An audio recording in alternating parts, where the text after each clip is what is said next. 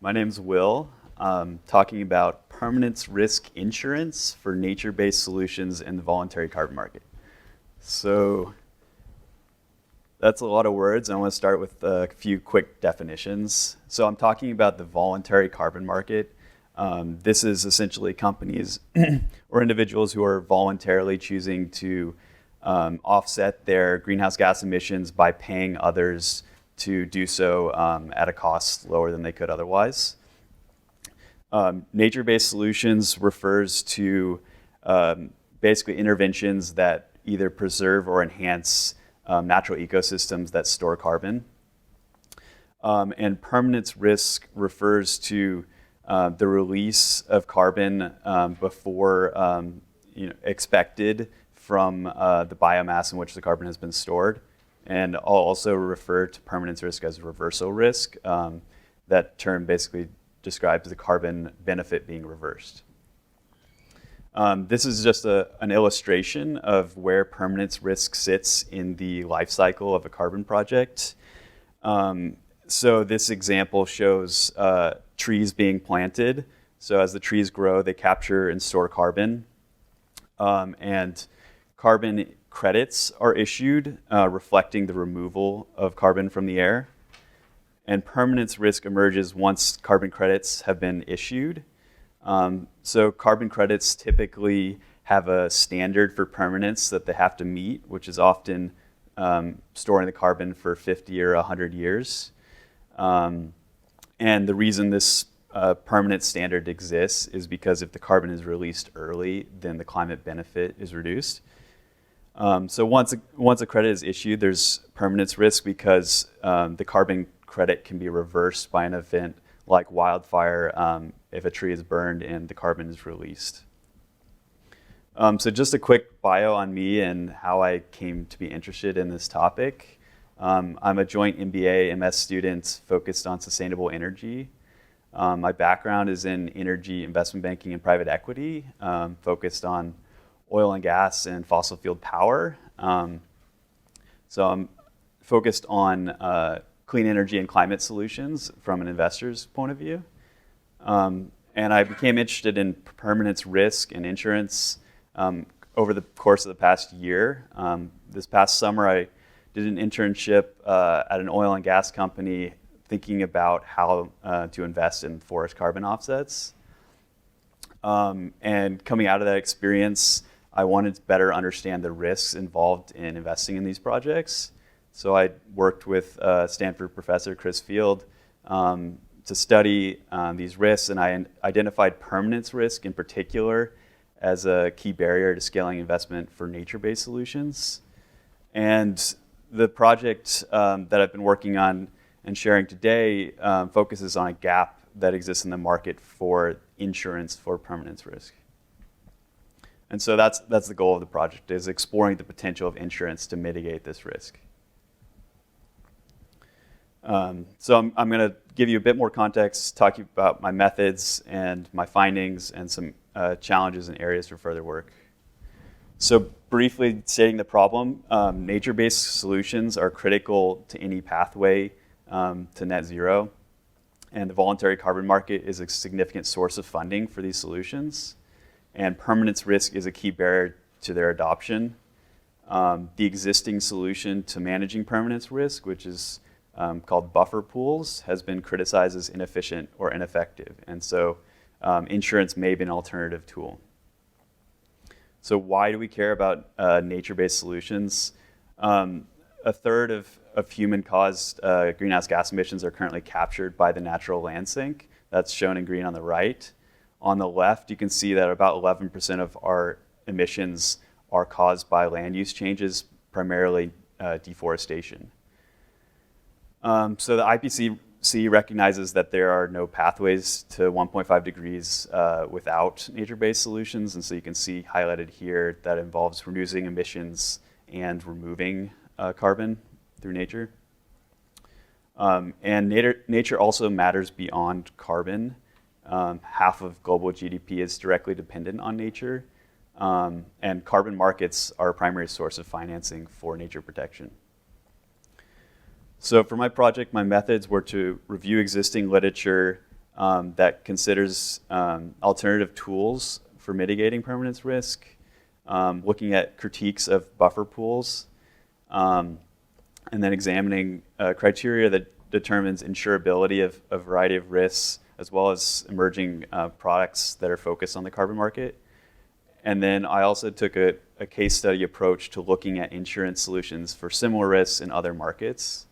And the outcome of this project is a white paper that is aimed at the insurance industry, the carbon registries, and project developers and carbon credit buyers, encouraging further research and innovation on insurance products for this type of risk. So looking at the types of projects, the left-hand side are the types of interventions that we can take to limit emissions and enhance sinks in nature. So reducing deforestation, reforestation or afforestation, and improved forest management. And these are all solutions that the voluntary carbon market provides funding for. But they're all subject to this permanence risk. So I tried to dig in to understand the nature of permanence risk. The perils, which are essentially the bad things that can happen associated with permanence risk, are generally natural catastrophes. So wildfire, wind, flood, drought, insects, and disease are all kind of catastrophic risks, which means they affect very large areas at once. Another important distinction that I found in this research is the distinction between permanence risk and delivery risk. Permanence risk occurs after the carbon credits have been issued, and it's important for carbon credit buyers who are increasingly concerned with the quality of the credits that they're buying. And delivery risk is really the risk that a project does not issue the number of credits that are expected. And that's important for financing of these projects. There's a few mitigation techniques that have been considered. Self-insurance is a basic one, but likely too costly. There's a concept of temporary credits that explicitly recognize the high permanence risks of nature-based solutions.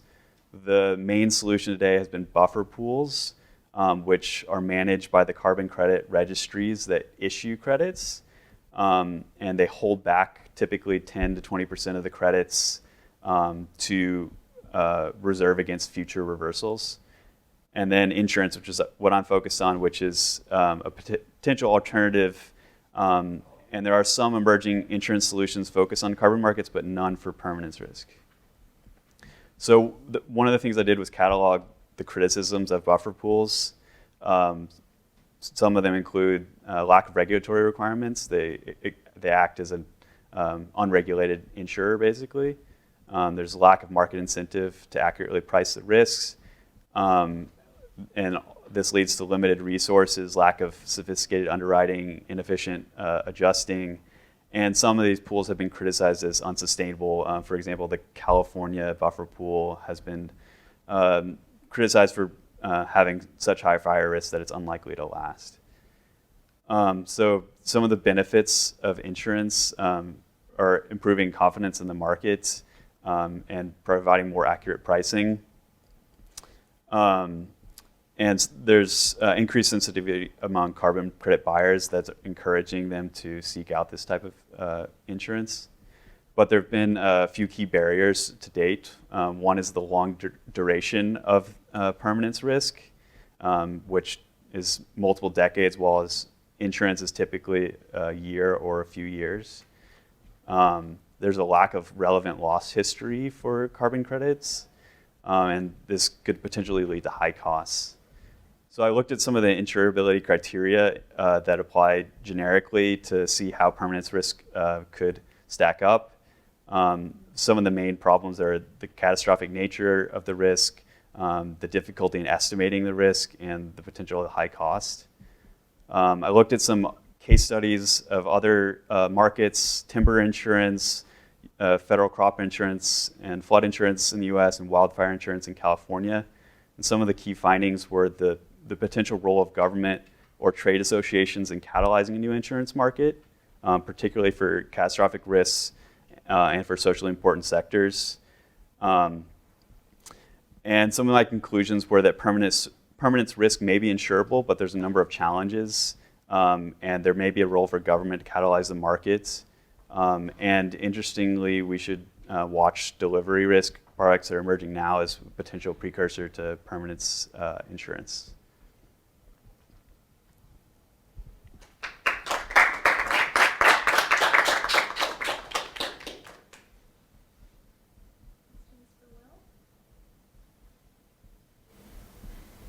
Yep. So what happens when a buffer pool is exceeded? There's no regulatory requirements? Is it kind of just wiped out of mind too? It's not contemplated what happens in that situation. It significantly harms, the integrity of the whole system. And have we seen more of that occurring now that wildfires in California is happening on an annual basis, sort of similarly like Southeast?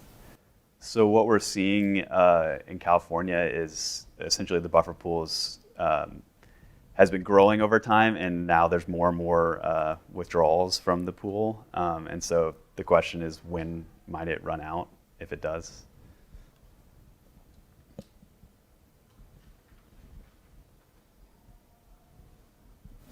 So you mentioned loss history as being something you don't have. Does that mean you would like to have more of that data? And if so, how would you use it? Yeah, so the way I approach this is I looked at the fact that forest carbon projects have been around now for a couple of decades, and the timber industry, which is essentially the same physical property, has been around for centuries. The main barriers to using that data is for carbon credits. There's a very wide variety of standards that are used to issue the credits, and the standards are constantly changing over time, so the history associated with those is not particularly relevant. And the physical risks are constantly changing due to climate change, changes in weather, changes in land use. So it requires pretty advanced predictive modeling that really doesn't exist. There's some parallels for wildfire risk modeling, but it's a big challenge. So is the idea if you could surmount those obstacles, you could do something like tap into the credit risk scheme, where that was 20 years ago, pretty much as you described it, just total non-quantitative, made-up, emotional, members' junk bonds, AA and AAA bonds. Do you think that would be a direction that would be useful in your space? Yeah, absolutely.